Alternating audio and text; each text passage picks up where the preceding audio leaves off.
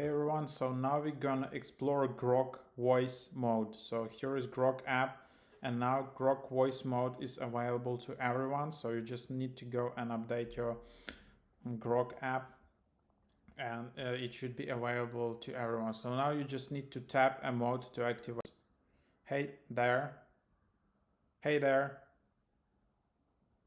Hi, Andre. How can I assist you today? You can just end conversation by tapping the cross icon in the bottom right.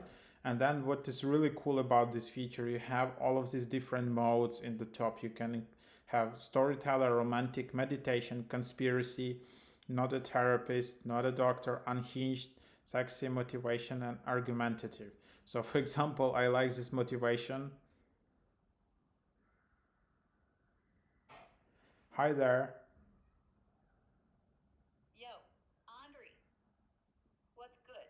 You didn't come here to just say hi, did you? Nah, man, you're here to level up. What do you got today? What's the one thing you're gonna crush? Spill it.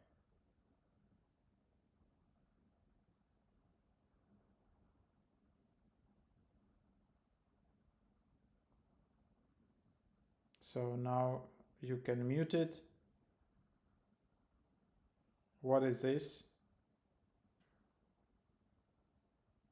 This is me in your telling you to quit. So that's basically the idea how you can use it. This is quite an interesting thing because ChatGPT didn't have feature like that, and yeah, now it's available for free. So you don't need to upgrade to Super Grok. Of course, you can upgrade to Super Grok, but it says in upgrade that you will access Grok voice mode, but Grok voice mode is already available for free to everyone. So yeah, you just can go in here, and then you can just see that basically if you just search for Grok app, then in a Grok you have voice mode available for free. So there you have it.